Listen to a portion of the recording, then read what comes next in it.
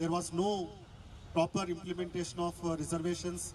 When OBC reservations were violated by the previous regime, by Professor Apparao, then we started this struggle and taken this struggle to National Commission for Backward Classes. Nearly around 15 days we struggled here, identified lapses, identified the reservation where the roster points are actually not followed, and gave a complaint. And during that time, the struggle was continued. Professor Venkateshu, Professor Pillalmar Ramlu Garu, all these people were actually backbone of the struggle. Now we have achieved highest number of OBC professors are joining this month.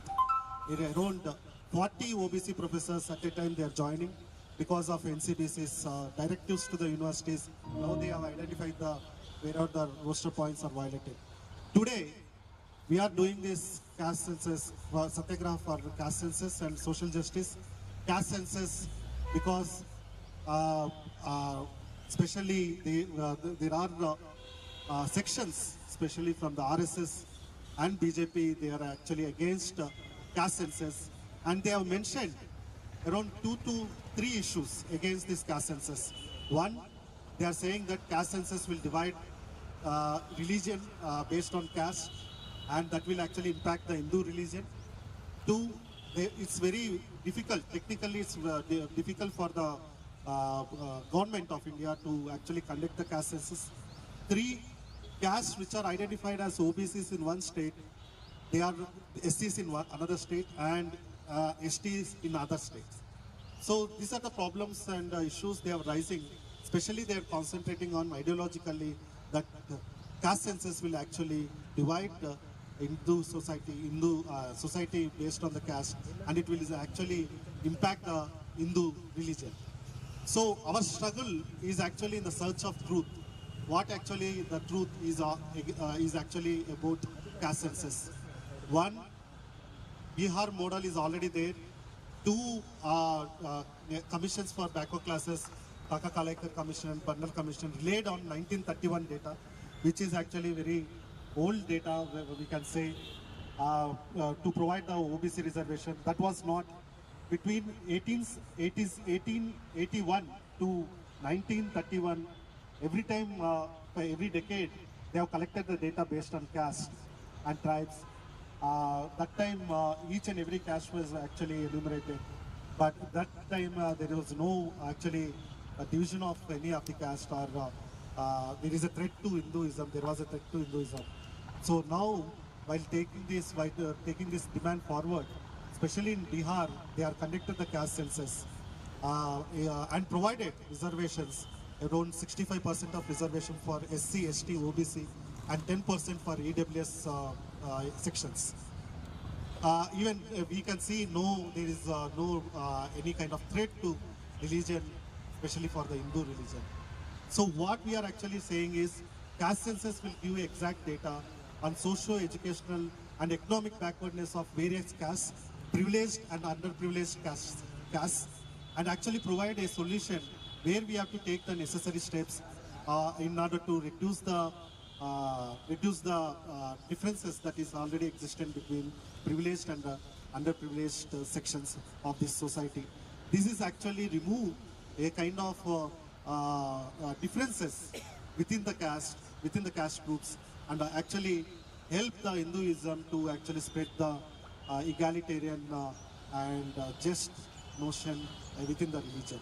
So what we actually wanted to say is caste census will actually provide necessary data for removing the differences, not only for increasing the reservations or decreasing the reservations, but it will also help Government of India and also the state governments to target specific policies for the welfare of certain sections of this society.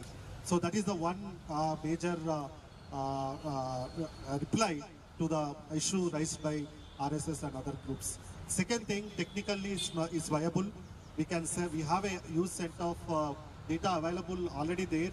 1881 to 1831, we have they have conducted the data. That vast experience is already there, and now due to the advancement of AI and other technology, we can easily do this caste census without any problem. Third one is caste in one state is SC and other state is maybe OBC. That will be a differences will come. But National Commission for Backward Classes is having OBC list for each state. So they can actually follow this, whatever the schedules that are already there with National Commission for Backward Classes and identify different castes and enumerate different castes. So this is what we are actually wanted to give a kind of message in a non-violent violent mode and also in a peaceful form. And today we are very much privileged by joining by Professor hes𝗲𝗲𝗱 sir, who is vocal for raising so many human rights issues for nearly around 60 decades, nearly around 6 decades, sorry, 6 decades. And he was with us in 2014 on the same topic in social science building. Especially he was actually raising why there is a need to have a caste census during that time. Now the demand has intensified, so he was for the cause. So we are very much privileged and we are very much thankful to Professor hes𝗲𝗲𝗱 garu for coming and joining here. So we also thankful to Professor Venkateshu, who actually started OBC movement in this own campus, and he was actually for his greatest inspiration is from Professor hes𝗲𝗲𝗱 sir, Professor Balagopal sir, and other lecturers who were actually faculty here. So Professor Venkateshu led the OBC movement for the implementation of OBC reservations, especially in this university, filed cases in High Court and he fought the cases. And he has also trained so many students, especially from this background, SC, ST, OBC background. And he's also inspiration personally for me for taking up this cause and leading this in the university and also in the different parts of the country. So we are very much thankful for Professor Venkateshu garu for joining here. We are thankful to 𝘀𝗂𝗽𝗍 garu who is here with us. He has led so many farmers movements across the state, not only in the state, in the country, and now is part of Bharat Jodo Abhiyan and coordinating all civil society groups, especially in Telangana and Andhra Pradesh. We are very much thankful to 𝘀𝗂𝗽𝗍 garu. And for us, for our organization, is we can say in terms of resources, in terms of helping us, is only we can say person who is helping us for organizing this kind of meetings across the country is Sri Alla Ramakrishna garu, who was the chief retired engineer for Telangana, and now he is into movement and leading so many movements, especially backward classes movement. And he is also president for 26 deleted OBC caste in Telangana, and he is also chairperson for National Forum for Backward Classes Rights for Backward Classes. He is also here with us. We are very much thankful to Sri Alla Ramakrishna garu for joining with us. We have 𝘀𝗂𝗽𝗍𝗱𝗱 garu who have joined here. He is actually leading the movement for Ambedkar photograph on banknotes. He is also with us, 𝘀𝗂𝗽𝗍𝗱 garu, who is actually from Kanyakumari to Delhi. He has led the yatra for demanding Ambedkar photograph on the banknotes, especially on the currency notes. So he is also with us here. So with this note, we request Professor hes𝗲𝗲𝗱 garu and Professor Venkateshu and other dignitaries, Alla Ramakrishna garu, 𝘀𝗂𝗽𝗍𝗱 garu and 𝘀𝗂𝗽𝗍𝗱 garu to actually come and start this satyagraha by actually willing 2 kanduvas to our National Secretary 𝘲𝗂𝗽𝗍 and also to Kondal, who is our State Secretary. We request all the dignitaries to start this, and then we can start with the speeches.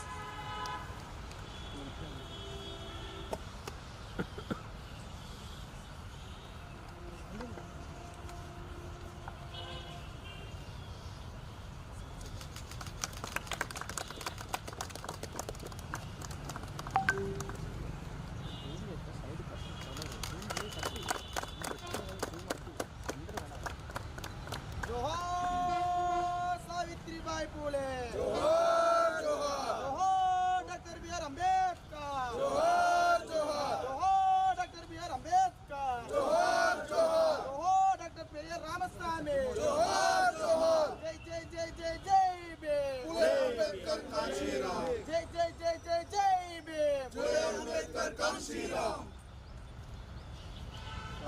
We request Professor Argopal Garu to address this.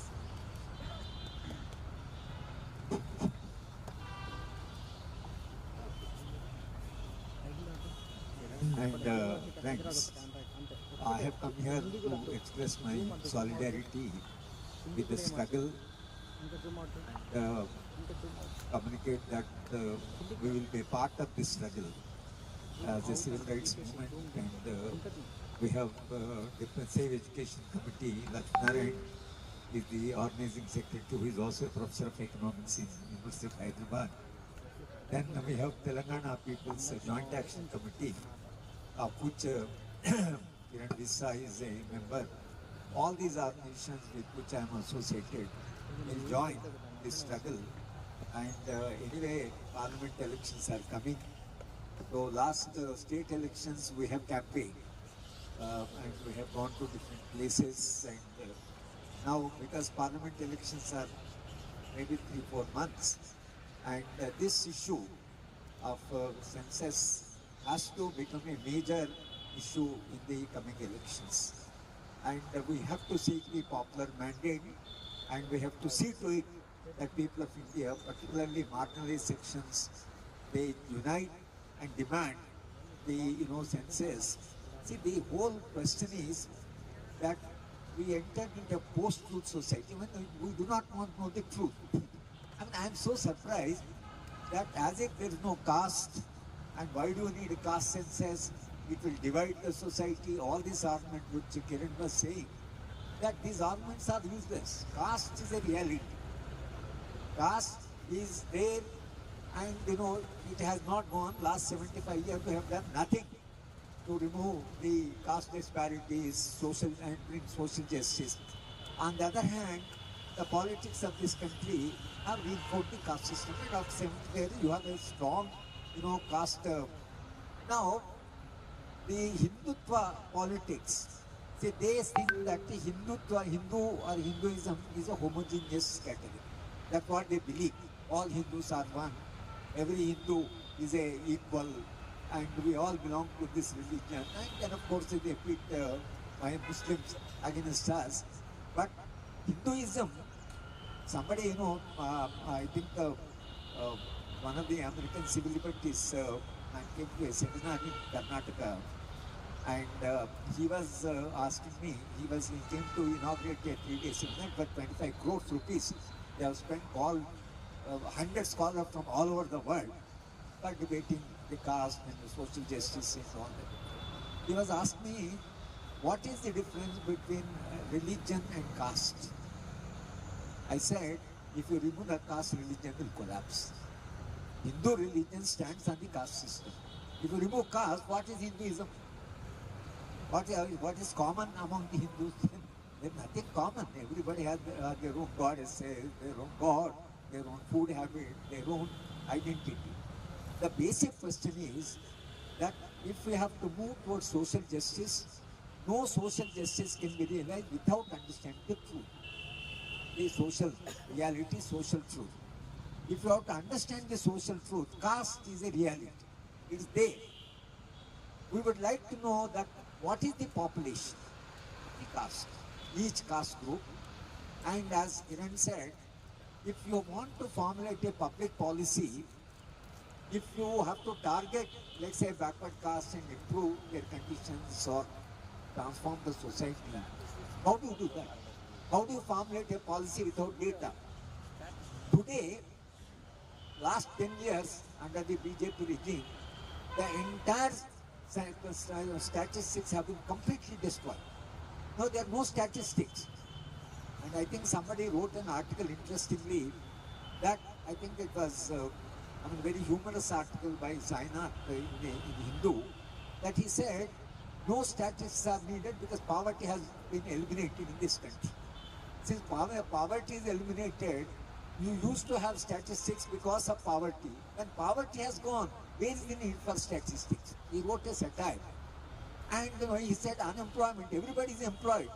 Therefore, where is the need for, asking the unemployment problem? Unemployment problem has gone, poverty has, no statistics are needed. See, this is how the entire truth is ruptured. It's completely subverted. What today we are asking is, please, we are using 1931 census for all policy formulation. Even today, if you want to formulate policy, the OBC commission is there. How do they work? Now see, if they have to work, they have to have the data. And second thing, what is most important is, among the OBCs, there are more marginalized within each caste. And if you take census, who are the most marginalized? For example, in Andhra, Venkatesh would know that we have ABCD.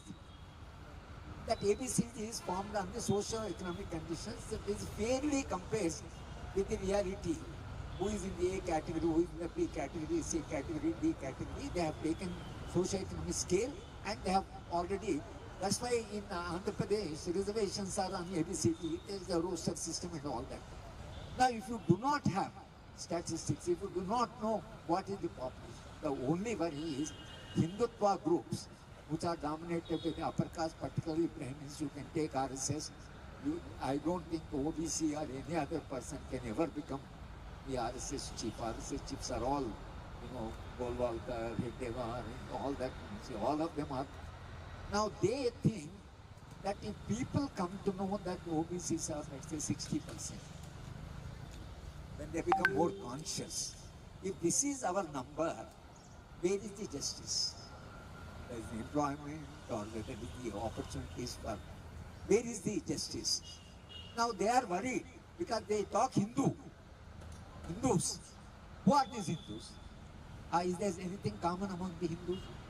Anything, concerns for the Hindus? This is a country which is based on Manusmriti.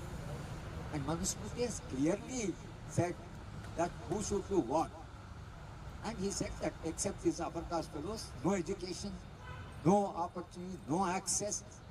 This is the philosophy which is still dominating us. See, Manu is a great casteist. And those who are opposed to casteism are Manuwadis. And Manu completely talks what punishment should be given. If a Brahmin tells a lie, he can go and take a dip in Ganges. If a Dalit tells a lie, cut his tongue. What type of this is philosophy here? And please remember one thing, it's a very dangerous thing that is waiting. There is an alternative constitution. They have already, this constant assembly is sadhus and sannyasis and Kumbh Mela. In last Kumbh Mela, they have mandated all these people to frame a constitution. About 3-4 years back, they have written a constitution. 30 days they sat in Allahabad and they have drafted a constitution. And that constitution, of course, is they write that this constitution is based on the Manusmriti. They want to bring back Manusmriti. 2024 elections, if things go wrong and if the same set of people get elected, I'm afraid we can't have him in this type of meeting. Because they believe in fascism, and fascism does mean that nobody should pick only top people. See, this is the danger, is the waiting for us. And what is likely to happen in 2024, we don't know. Now that's the reason why we don't have much of time for raising our struggle. Because after 24, we should form and organize in such a way that even if there is a very authoritarian regime, there should be resistance from the society. And caste census will help us. Because people would know that what is their number. Once they know this is our number, SC, ST, OBC, 80, 85, 40, if they know this is our number, then these upper caste fellows who are giving philosophy, ideology, constitutional, because their argument is Indian constitution is not based on Indian tradition, Indian legacies, Indian law. It is borrowed. Why should we have a borrowed constitution? Therefore we reject. Right in 1949, they have rejected the Constitution of India. In fact, they have written that this constitution has nothing to do with India, it's a patchwork bill. Now, therefore, they said we need another constitution, Indian constitution, based on Indian. What is our tradition? What democratic traditions you have? What social justice concerns you have in the Hinduism? So, therefore, I think the danger today is to the entire democracy, constitution, constitutional values, and social justice. We want caste census partly to tell ourselves that this is our number, right? And we should, have the power. And because if you have to go by number, if 80% of people belong to these communities, who are dominating, who is controlling the power? Modi himself claimed that he is OBC. But if you are OBC, and if you are really conscious that you belong to that community, then why are you opposed to the caste census? They announce and do the census. They are not doing. Forget about caste census. They are not doing census. We are only saying if you conduct census, factor caste into census. That's all. As Kiran said, there may be variations. All right, each state, whatever is the, however, suppose you come and ask me for caste. I say that's my caste. I accept that. What person says, how he identifies himself, I accept that. And have the census on that basis. But if you say, for example, what he said, Lambadas are SC somewhere, ST somewhere, OBC somewhere, all right. If they say we are OBC, take that as OBC, include it, because that's how they identify. So this all is not a problem. Unnecessarily they are raising technical type of problem. There is nothing, they are opposed because they know that if the people come to know their strength in terms of number and in terms of what happened economic, because it's a socio-economic survey. It's not merely counting head. It's not head count. It's the count of what is your status in the economic scale, on the social scale.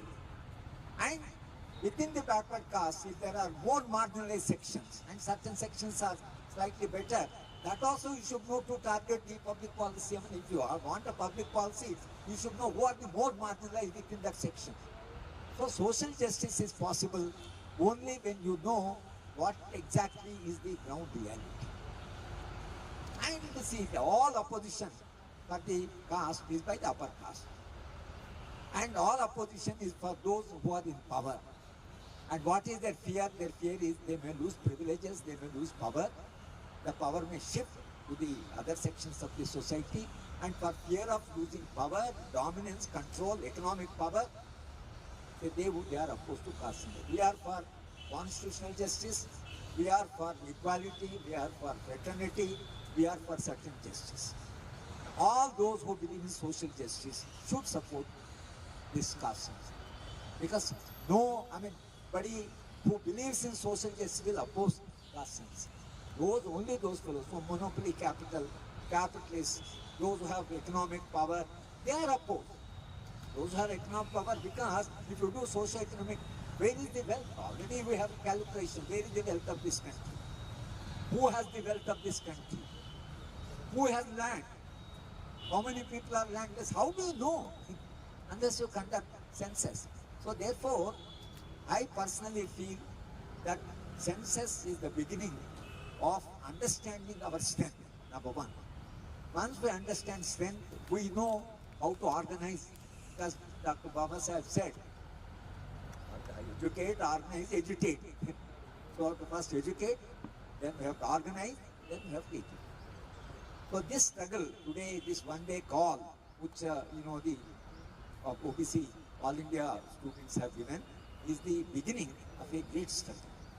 It is a continuation of Sahu Maharaj, Ambedkar, Phule, Savitribai Phule, all these Bayar, all these people who have given us a democratic legacy. They are our inspiration, not upper caste philosophers and all that. None of these upper caste philosophers ever talked of social justice, because only those who suffer would know what is justice. Those who are in power, those who are, if you go and talk to Ambani, Adani, Narayan Murthy and all that, those fellows will never understand what is deprivation. They are saying everything is all right with India. Growth, is taking place. 5 trillion economy. Who wants 5 trillion economy? What is use of 5 trillion economy? If he is a common man, he is hungry.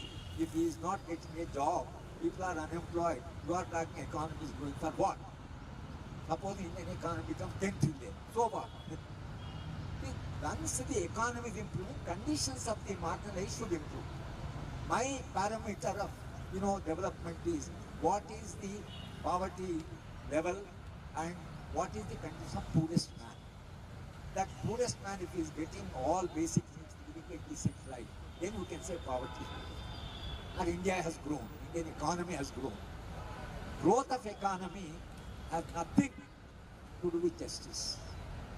Sometimes it's opposed to justice. That's why we today has to fight at multiple levels.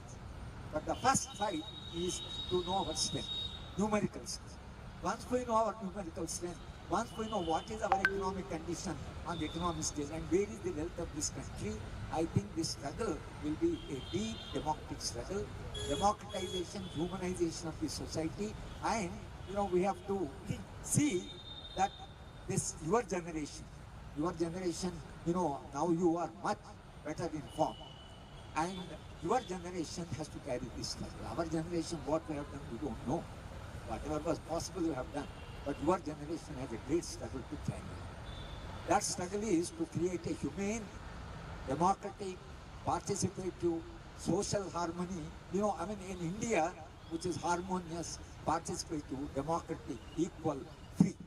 I think that type of India we have to create, and I am sure that this struggle will deepen the process of understanding justice and fight for a society which is fair and just. I compliment the students for taking this initiative. Please carry on this struggle. Some of us are there to stand by you or to follow you or whatever role you want us, we are willing to play that role. Because they say struggle for justice. Thank you very much. Because my friend Balgopal used to say that somebody asked him that day and night you work, you go hungry, you go to remote places, and you are always on tour. What inspires you? What inspires you to do this type of job? Then he said, the sense of justice. He said, sense of justice is driving me into this type of dedicated work. So that sense of justice should inspire us, all of us, and we should participate in the struggle, and I'm sure that your struggle will succeed, and I wish that this struggle succeeds and this nation becomes a better nation than what it is. Thank you very much. Thank you so much for your valuable words, sir. Especially, if you can see, Hindu OBC especially are used as vote bank for, especially for this BJP government. If you look at the other issues, especially the issue of caste census, major issue, subcategorization issue is the Justice Rohini Commission, OBC fellowships issues. Not only OBC fellowships, they have stopped Maulana Azad National Fellowships, National Fellowship for SCs and STs also there. So all these fellowships are delayed, and some of the fellowships are denied.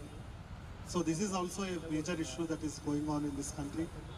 And especially when you look at fee structure, that is again is actually problematic. There are high number of dropouts from SC, ST, OBC communities, especially from these central universities, IITs, NITs, and other central level institutions. So these are the major issues that we will actually discuss later, because Kiran Visa, Garu, and Professor Argopal has to leave. They have to leave because they have this press conference at around 1 o'clock. So I request Kiran Visa Garu to actually give introduction of this Janaganana Abhiyan started by Professor Upendra Yadav and his team. So I request Kiran Visa Garu. Thank you, Kiran, and like Professor Hargopal said, I compliment all the students here of the All India OBC Students Association for taking up this program today, and also we should look at this as the beginning of a struggle until we actually achieve what we set out to. And I just want to briefly say that today basically the country is at a very crucial juncture, and now that the 2024 Lok Sabha elections are coming, like Professor hr𝗀𝗀𝗱 always says, actually fascism is at the doorstep of India, and all the social justice causes that we are fighting for are all in danger if the kind of thinking that goes behind the BJP and RSS and the forces which are controlling the power in today's India, if they come back to power again and with a renewed strength, they actually have a different blueprint of constitution, different blueprint of society, different blueprint of politics, and which is not based on justice, equality, rights for everybody. It's not based on that. It's based on Manuvad and Manusmriti, like Professor hr𝗀𝗀𝗱 is saying. Already they are changing the laws of the country in a very, very major way. So it is all our duty actually to recognize the danger and say that all the people who stand for social justice also need to play a role as citizens.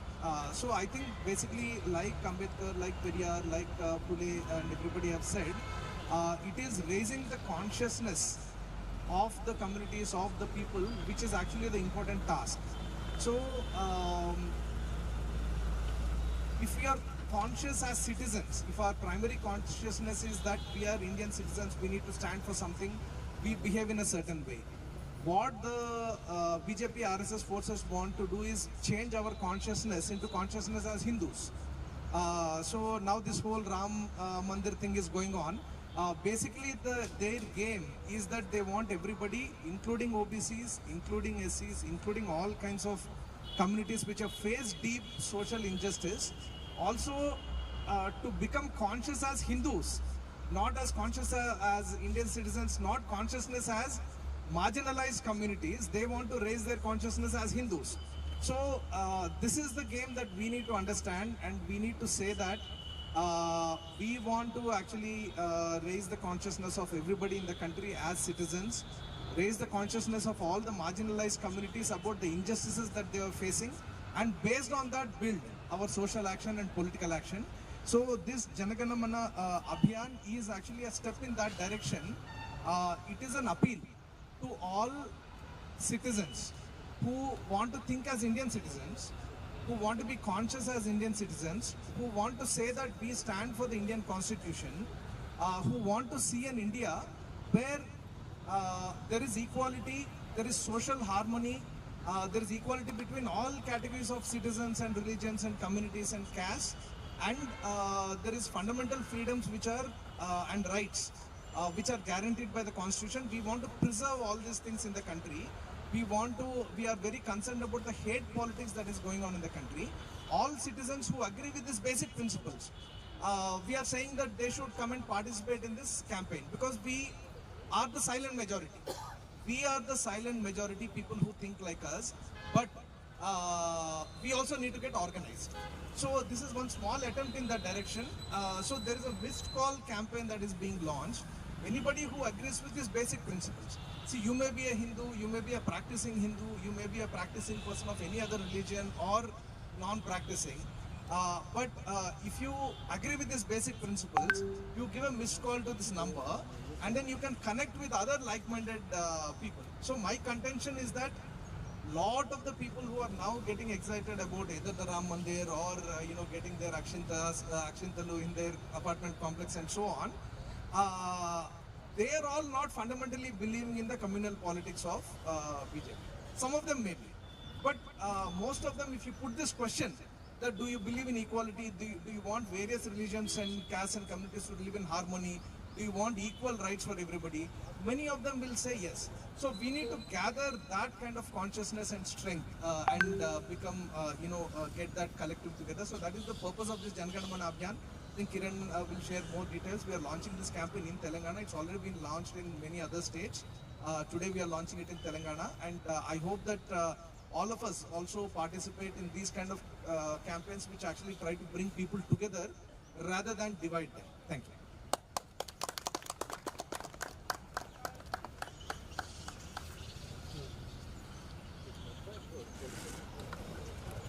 You want to?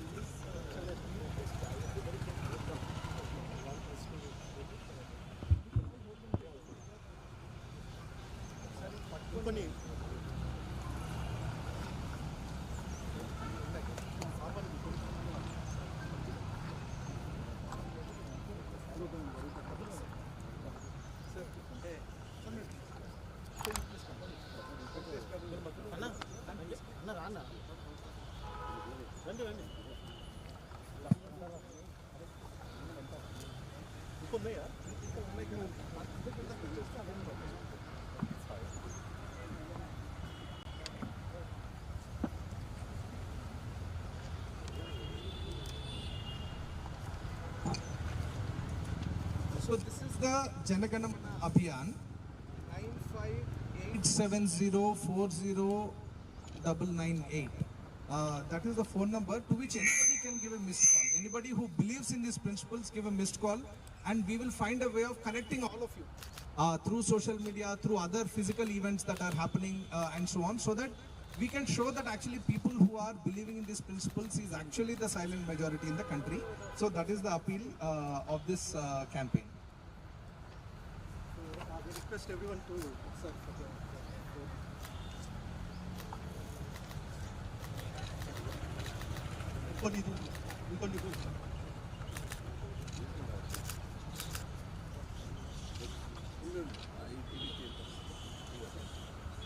So this is actually Savitribai Phule's a short booklet written by me. So we are distributing Savitribai Phule booklet to around 10,000 members students, 10,000 students across both the states. It's there in, both in English and also Telugu. మీరు కూడా నిల్చోండి పట్టుకోండి.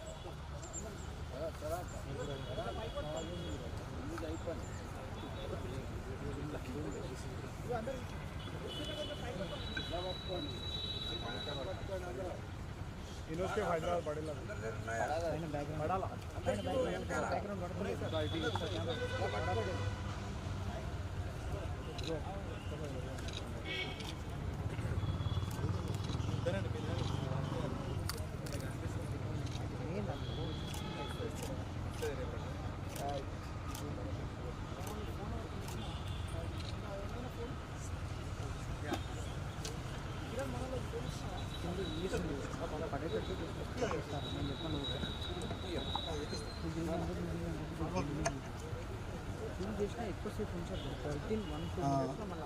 1 మినిట్లో out అయిపోతుంది. కూర్చోండి settle అవ్వండి. So we are thankful to Professor Gopal garu and also to Kiran Visa garu. I think they are Christmas. కానీ మళ్ళీ settle అవ్వాల్సిందిగా కోరుతున్నాం.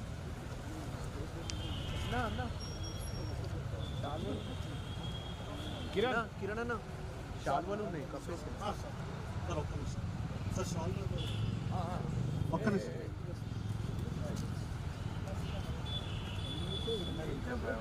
హలో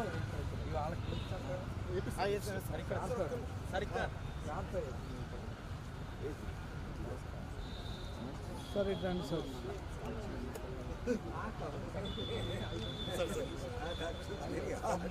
సార్ ఇట్లా మిడిల్ రండి సార్ సార్ మిడిల్ రండి సార్. రిక్వెస్ట్ ప్రొఫెసర్ వెంకటేశ్వర గారు, ప్రొఫెసర్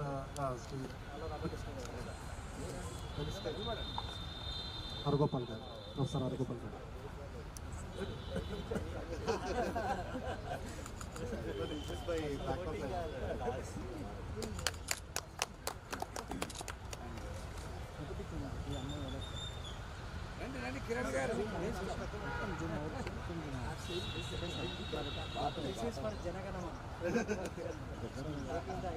సార్ కొద్దిగా sir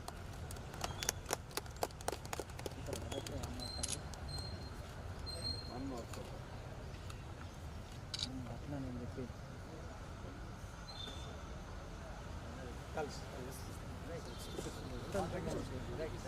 thank you sir. Okay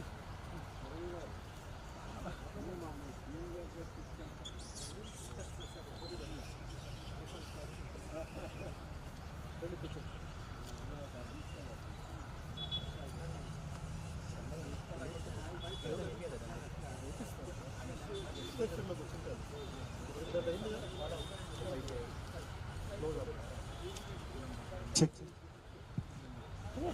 ఈరోజు all India OBC employees federation నుంచి కూడా ప్రతినిధులు వస్తున్నారు. ఆల్రెడీ బిహెచ్ఈఎల్ ఓబీసీ అసోసియేషన్ సెక్రటరీగా ఉన్న రామరాజు గారు కూడా మనతో పాటు ఉన్నారు. సో ఐ రిక్వెస్ట్ ప్రొఫెసర్ ఈ వెంకటేష్ గారు to give his valuable message to all the students. Thank you.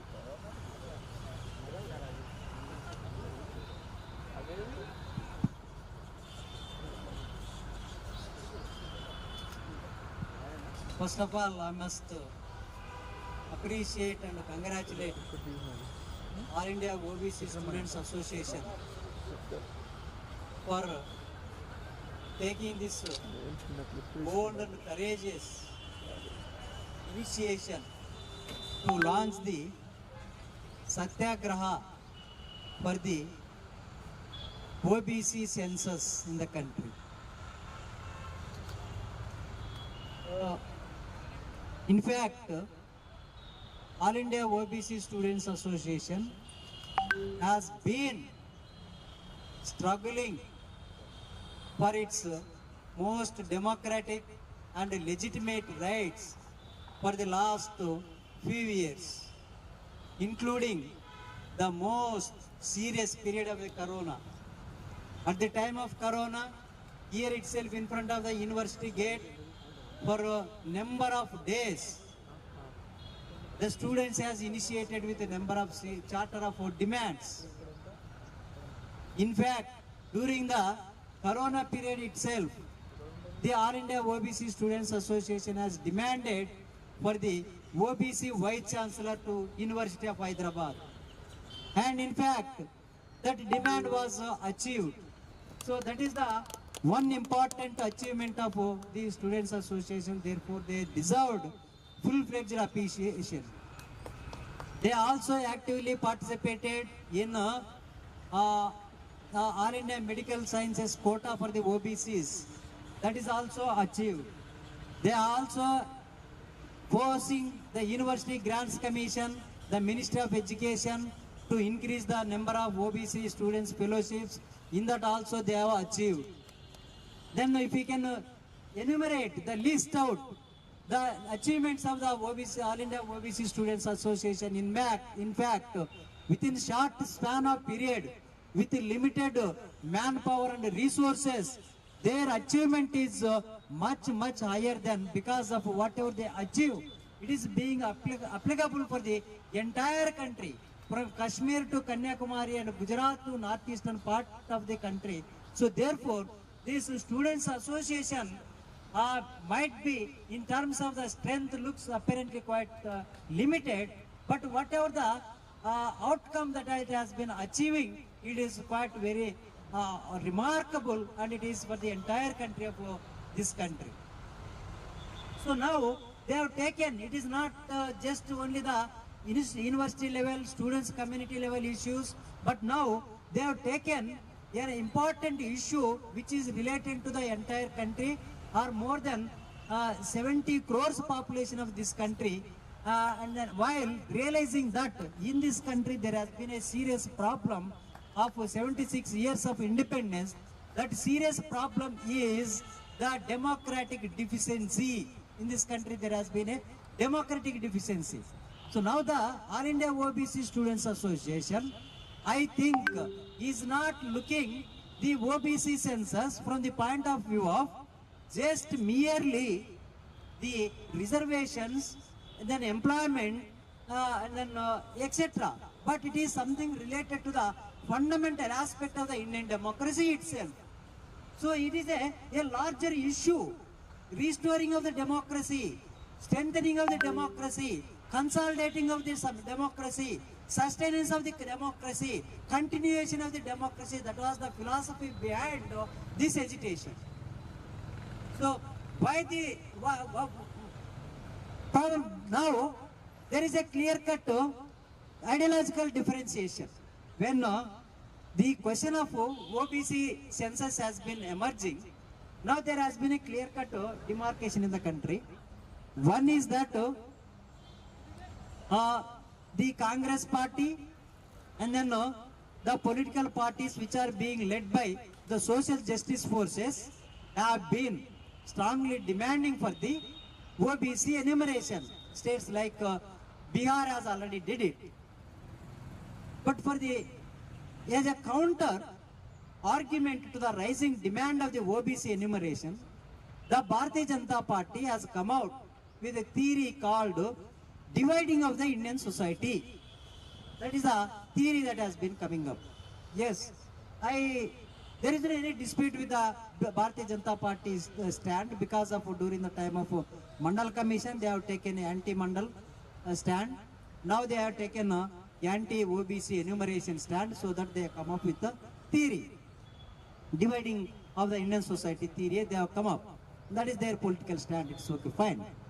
Now as far as Congress party is concerned, whether the Congress party is having genuinely demanding for the OBC enumeration in order to fulfill the democratic deficiency in this country, or is it doing just for the sake of the electoral purpose?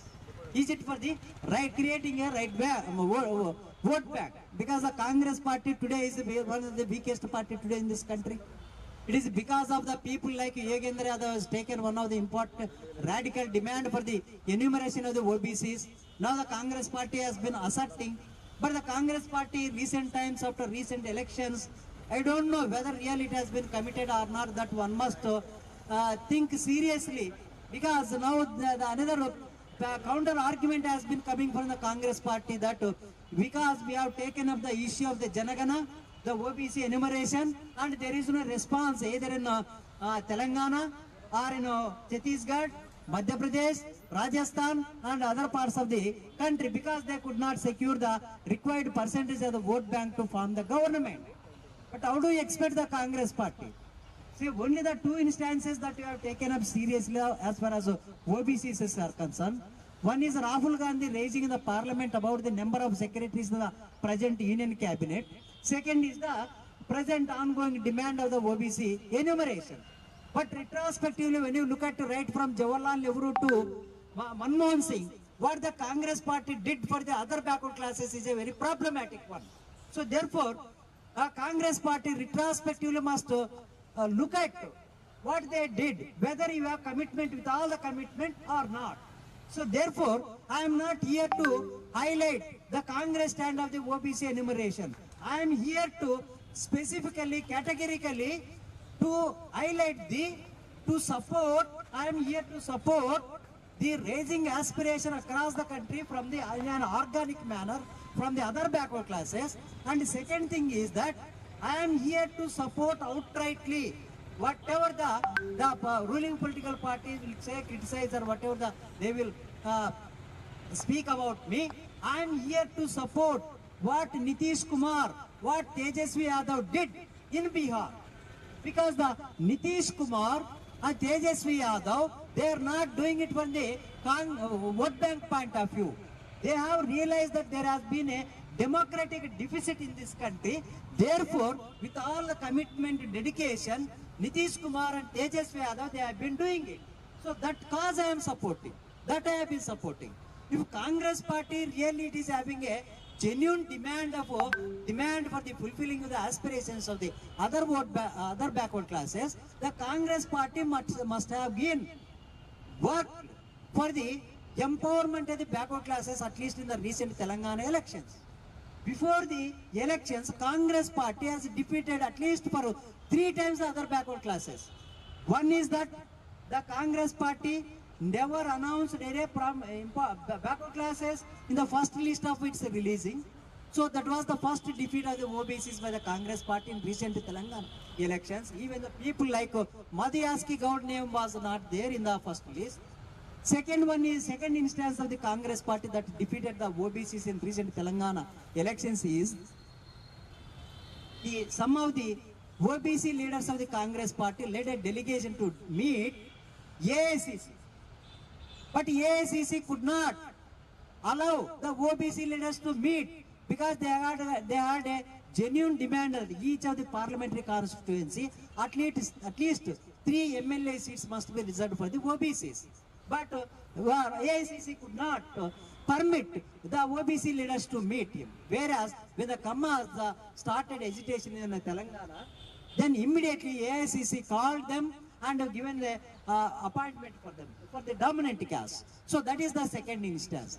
And the third instance of the Congress party was that it has given seats for the OBC candidates in the constituencies where they are going to defeat. The highest number of seats are given in Hyderabad city. Is it possible for the OBCs to win in the Hyderabad city? That is the, so therefore the Congress party, one must suspect the Congress party commitment of OBC enumeration when you are taking a stand. And fourth one is that after capturing the power in the Telangana state, why till date you have not announced, why the Chief Minister has not announced for the OBC enumeration, whether they are going to conduct the OBC enumeration or not. No, in fact, Telangana state has fought for, at the time of the Telangana agitation, at least 3 demands have come up. One is geographical Telangana, second is social Telangana, and third is democratic Telangana. But today we have only the geographical Telangana. After bifurcation of the state, today both for the 2 Telugu states, Andhra Pradesh and Telangana, 2 states have got common password. Common password today.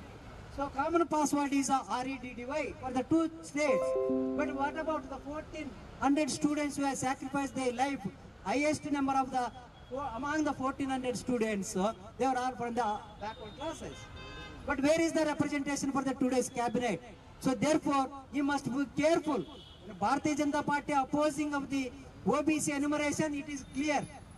Their stand is clear. But the Congress party must be clear about its stand. Otherwise, you will have to challenge, question the Congress party. But I strongly support Nitish Kumar's stand. Tejasvi Yadav, they are the really democratic spirit.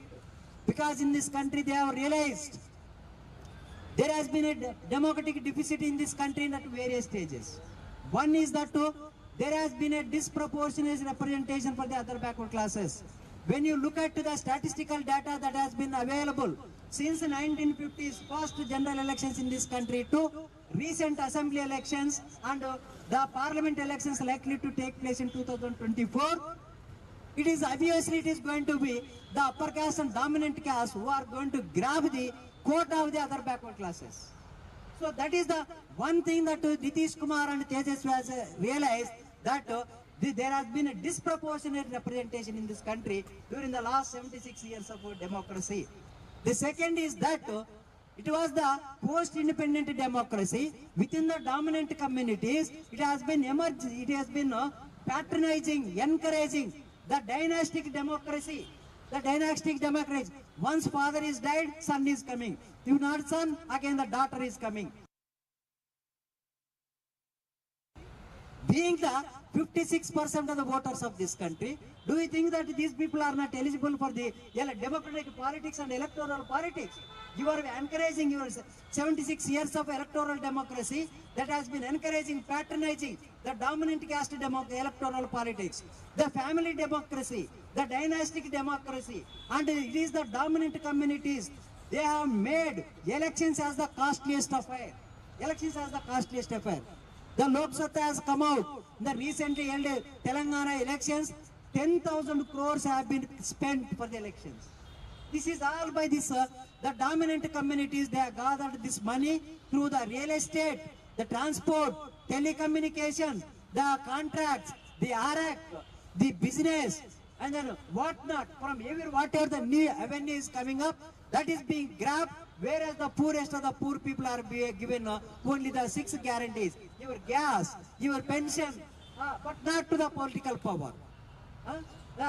So this is the kind of phenomena that has been created to challenge this set of things. Nitish Kumar and Tejasvi has taken a most democratic stand on the enumeration, and it is the dominant communities. They are also weakening of the local body institutions. Because of the local body institutions only, the lower caste people have been there up to the mandal level. It was the backward classes have been predominant.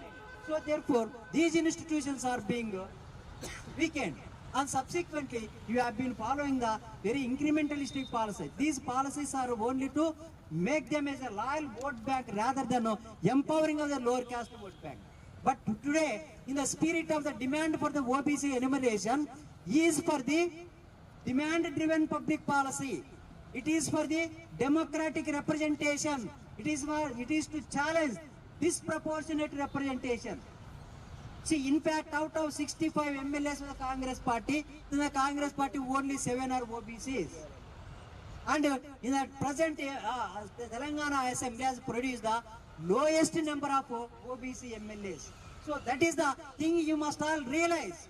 It is not only for the reservations and employment, it is for the political power enumeration, because this is the only alternative slogan in this country in order to get the due share in the political representation of this country, because the dominant upper caste political forces, because Narendra Modi has claimed himself in 2014 election in Uttar Pradesh as the OBC, in 2019 elections claimed as the MBC, but the beneficiaries of the OBC Prime Minister happens to be the Brahmins and Baniyas.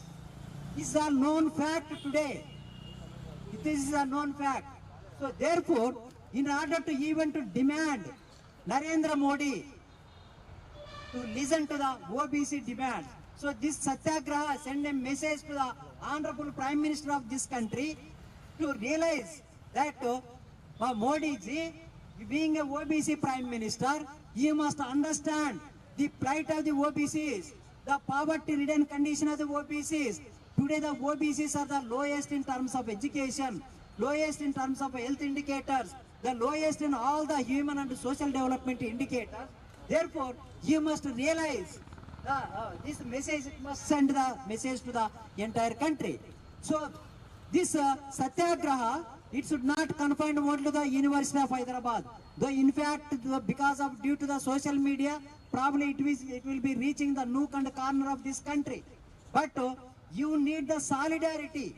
You need the solidarity. Today in 1990s, as Kiran said, it's almost more than 25 to 30 years ago, because I was active in the Muralidhar Rao Commission education as a student in intermediate junior college. I was active in Mandal Commission as a student of AP Residential Degree College Nagarjuna Sagar and Jawaharlal Nehru University, Delhi. During the peak stage of the agitation, we have invited Sharad Yadav onto the JNU campus. In fact, anti-reservationists thrown the chappals and shoes on him. I was the eyewitness. I was the one in the committee that was formed in defense of the Mandal Commission. So therefore, at that time, the number of the students, the faculty members on the university were very limited. But today, their number has been increased among the student community. Triple digit or 4 digits, among the faculty members to the double digits. So therefore, you must mobilize, you must ask them, you must all go and force them. Are you got benefit under the OBC quota, but you are not coming and participating in the agitation for your genuine democratic rights and entitlements of the initiation that has been taken by the All India OBC Students Association. So this is your feature. This is your interest. So therefore, with that interest, you must all continue this agitation, and you must attract, you must get the solidarity from all the degree colleges. If you go and see any degree college student in this country, highest number of the students are from the OBC communities. If you go and see the faculty members and non-teaching faculty members, there are highest number of are from the OBC, scheduled castes and scheduled tribes. So you must appeal to the solidarity from the degree colleges, junior colleges, schools, universities across, not only state, across the state. So in order to listen to your demand by the government of India, the Prime Minister Narendra Modi, so unless until you create your own demand, so otherwise this electoral political game will not work. So while Congress party, when it coming forward to support your demand, yes, you can accept. But at the same time, you must also retrospectively look at their history, what has happened. And you must also ask Rahul Gandhi that you must confess what your grandfather did, your great-grandfather did, what your grandmother did, what your father did, what Manmohan Singh did. And today, because of it has become a compulsion, but you must do it with all dedication, commitment. Not it is just only because of before the elections you were expecting that massive OBC vote bank is going to get the Congress party. But after elections he was disappointed because of just for 6 months campaign will not work out. 6 months campaign. You must work for decades together because this demand has been pending for the decades together. And OBCs, the lower caste people have been denied of their rights for centuries together. So you must assert, you don't wait for somebody outsider coming as your leader and they should extend your support. Don't you think that you don't have capacity to demand for your own demands?